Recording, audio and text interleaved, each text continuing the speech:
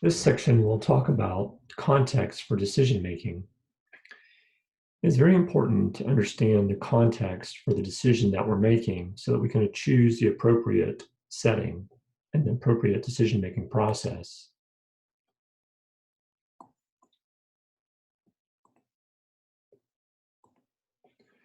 Snowden and Boone, in their paper, identified 5 different decision making contexts: simple, complicated, complex, chaotic, and disorder. The simple decision-making context, there's clear cause and effect relationships.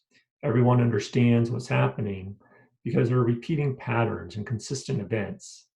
In this case, it is important to have a proper decision-making process and have clear and direct communication. In this type of context, routine decision-making is often happening. And it's just a matter of following the routine, following a fixed set of rules, making simple decisions about what's acceptable or what's not acceptable, for instance. The complicated context is where there's cause and effect relationships that are knowable but not obvious to everyone. So this is where we need experts in order to diagnose the problem. There are known unknowns, things that we're unsure about, but at least we know about them. And here, the decision-making process must get expert opinions and listen to possibly conflicting advice. This is the type of decision-making context that engineers often encounter because we have a complicated decision, for instance, when we're designing a new system or a new product, but we understand what is involved. We understand how our design decisions make an impact on the design outcomes. However, there might be multiple objectives or multiple criteria, and so it's, there might be conflicting trade-offs between different criteria. So it's not simple, right? It's a complicated situation. We might need to get input from other experts to evaluate, say, the reliability of a system or the manufacturing cost of a product that we don't know ourselves. But this is typically where engineers find themselves, facing complicated decisions, where our expertise in modeling and analysis can be very useful. In a complex context, we have unpredictable dynamic situation. There's full of unknown unknowns. We really don't know what's going to happen next. And there's many competing ideas. So decision makers have to be patient and look for patterns and generate ideas that might be useful.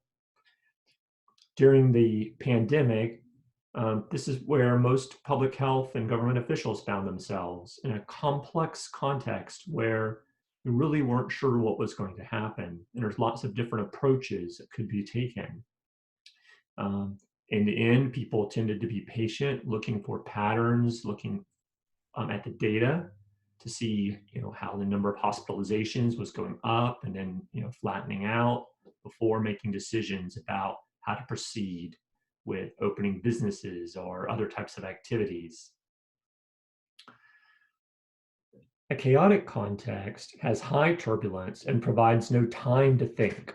There's lots of decisions that have to be made. This is really an emergency type of situation where things are happening very quickly. And decision makers are just trying to reestablish order so that they can really kind of come back down to a more reasonable decision-making context. Fortunately, we don't deal with chaotic context every day. It really is an emergency situation for most people.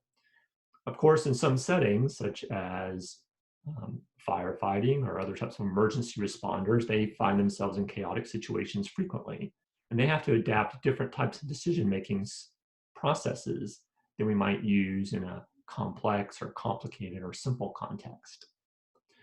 Finally, Snowden and Boone identified the context of disorder.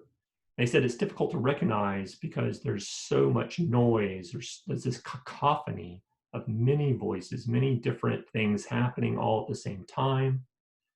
And situation is extremely murky, right? So here it's unclear how to even make the decision.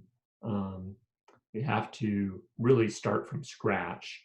So it resembles a chaotic context, of course, in some ways, but the disorder makes it possible that there's another type of situation kind of hiding in there, and we just really cannot see it.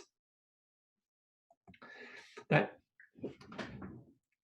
So as we face different decisions, I encourage you to think about the context in which you find yourself and consider whether or not the context is simple, complicated,